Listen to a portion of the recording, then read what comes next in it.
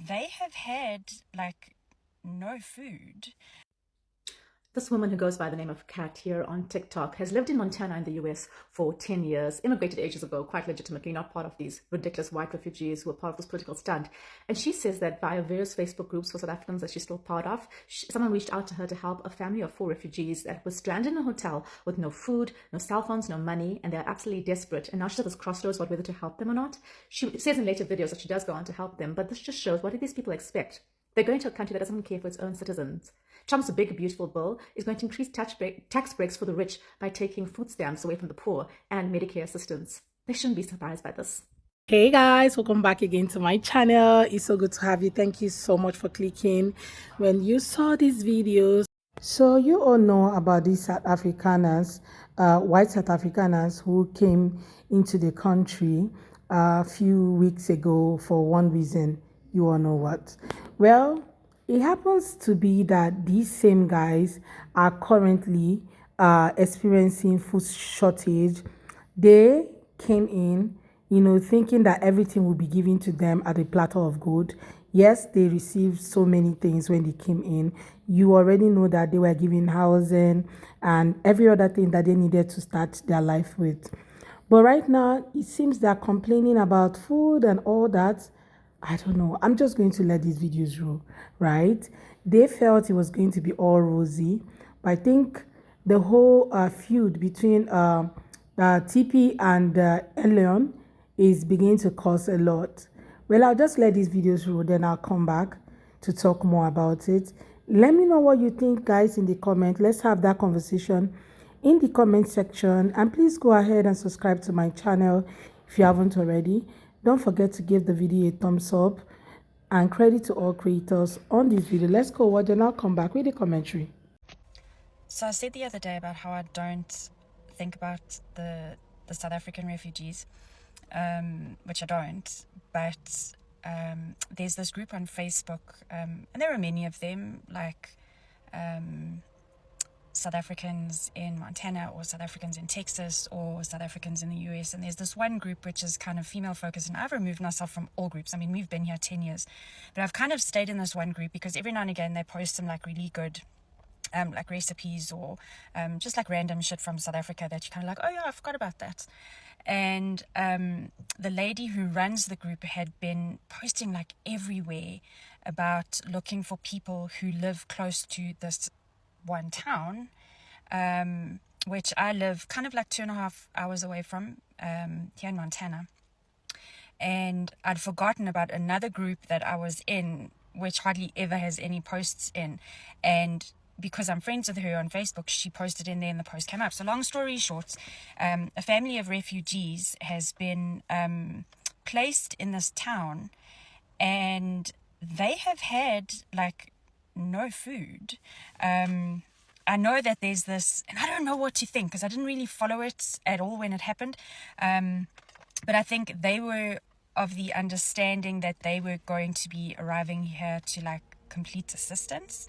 And I think people here thought that they were going to be arriving to a house and a job and medical insurance and a whole bunch of other stuff. And it actually isn't that way at all. There have been like 4 adults in a hotel room with no money, no cell phone, no anything. And obviously because of the political situation, they are really struggling to get jobs, struggling. And I kind of feel like those are obvious reasons. And I like the humanitarian in me. I can't ignore the fact that these people are struggling. But there's this one side of me that's like, fuck that. Myself and my husband, we went through all of the red tape and we got our visas. We were transferred here with another company, and we got our green cards, and we've been here 10 years. And like we did everything the right way. And here these people, regardless of what they were promised, just came here expecting everything, and it's not what they expected it to be. And I don't think they can go back to South Africa because they've kind of given up their rights. I don't know the full story. So I've made contact with the lady. Obviously there's a lot of like PTSD from this whole thing, and I'm struggling to communicate with her, which is quite strange. And I don't even know what I'm going to go and do there. Like, there's not a lot I can do. It's not like I can get them jobs. It's not like I can, yeah, I don't know. But there's this humanitarian side of me that's like, wow, shit, people shouldn't struggle like this. But there are so many people who are struggling like this. And I feel for them, but I also feel like, wow, you want me to go just because I'm South African? I don't know. What would you do? Things are heating up. Afrikaners are in shock. Refugees are scrambling. It's nerve-wracking to them. And it's all about this Donald Trump, Elon Musk thing. Because nobody knows, will the refugee program be impacted about this sudden chaotic, is it a bad relationship between President Donald Trump, and Elon Musk? President Trump recently took to Truth Social, calling Elon Musk a disloyal globalist and accusing him of profiting from government subsidized while pretending to be anti-establishment. In response, Elon Musk fired back on X, formerly Twitter, saying Trump is too old and too chaotic. Ooh, to lead. The way I actually understood it is that it all actually started when Elon Musk said that the big, beautiful bill was not a good idea, that it was overspending. And some other news agencies said, well, it was all because of the electric vehicle cut in it.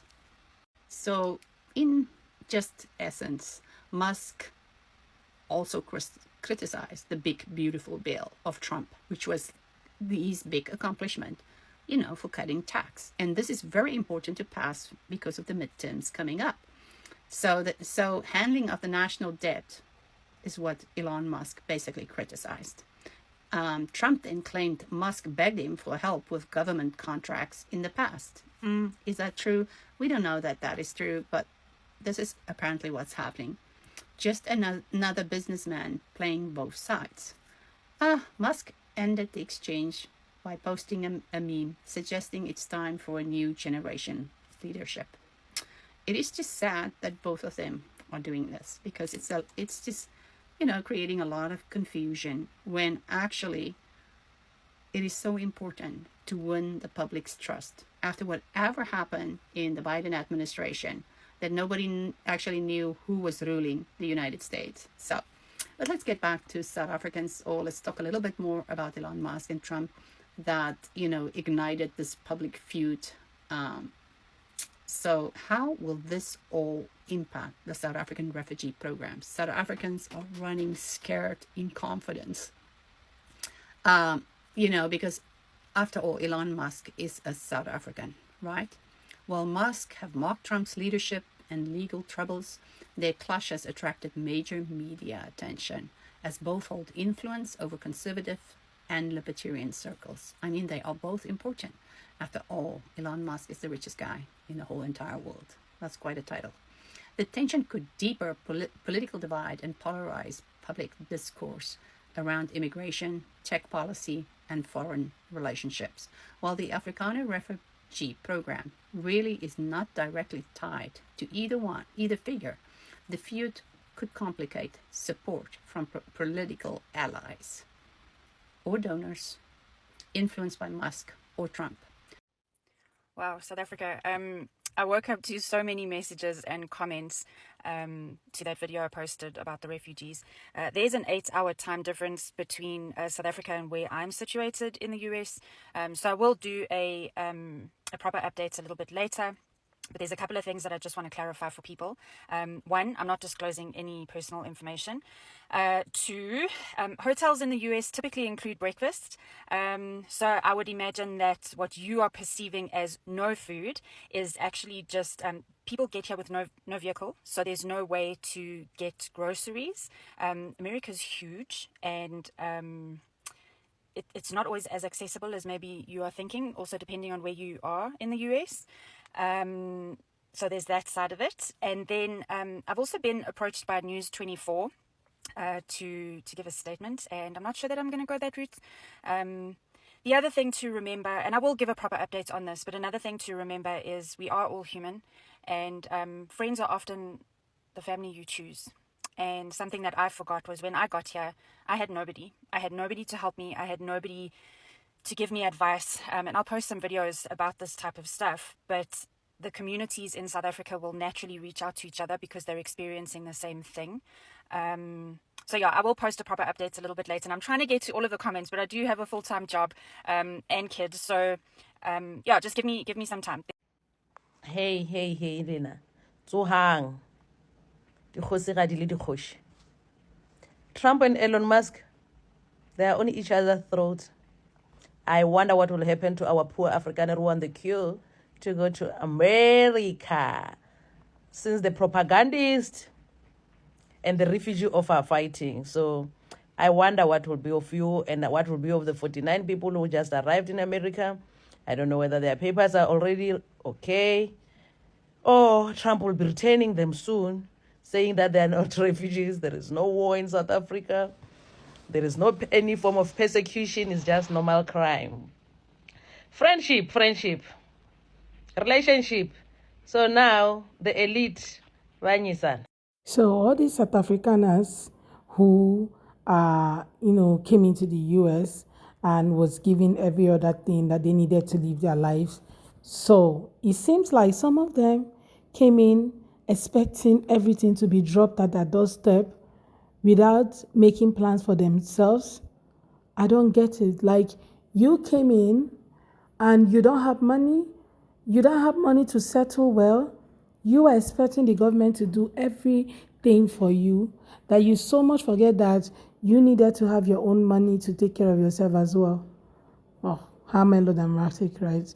So some people are not speculating that maybe the whole feud happening between TP and Elion can cause a pause in their whole migration journey.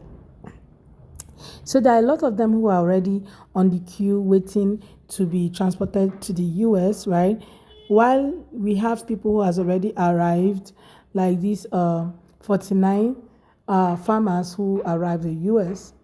And now the other people who are supposed to be coming, they might have to take a while, because if this feud continues, then even the ones that have come into the country might just lose whatever thing they have, or might be going back to the country. That's the speculations of people, right? And I'm feeling so bad for them, because how can you leave a place where you have comfort just because you have an American dream? You decided to jump right into any opportunity that came your way without even preparation. How can you travel without preparing yourself in the first place? You guys saw that woman's last video. She wanted to cover up. There's something she's not telling anybody. I feel that she wants to cover, just try to cover up whatever thing she has said in the beginning.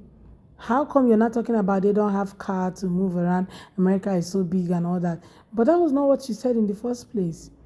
They were talking about them not having food. And now you're trying to change your mouth, right? But it is what it is. We've heard all you said. I don't know if these guys might have to go back to where they're coming from, or they've taken the, do they still have their citizenship? Definitely they should, right? You cannot just leave South Africa and not drop the citizenship of South Africa because you're moving to the US. So you and I is refugee in the country, but you should have had money. You should have planned for, better ways to settle in the country. You should have planned for yourself. And now, just look at where it has landed them. No money for them to take care of themselves and, their families and all that, because they can no longer afford life in America. When everybody was telling them that America was expensive and all that, they never believed it. They thought everybody was just lying and not wanting them to move and achieve the American dream. But right now, I guess they're already finding out that the cost of living in America can never be compared to the cost of living in South Africa. You cannot compare it. You guys wanted to be so close to your people so bad that you had to, accept to become refugee in that country. Well, guys, I would love to hear from you all what you think about today's video. I feel so not so excited about what I'm hearing and what this woman have said, but it is what it is. Let me know your thoughts in the comments, and go ahead and subscribe to my channel if you have not already. Don't forget to give the video a thumbs up so that more and more people can see it. I look forward to seeing you all on my next video, guys. Please go ahead and hit that subscribe button to be part of the family. See you all on my next video. Thank you so much for watching. Bye, guys.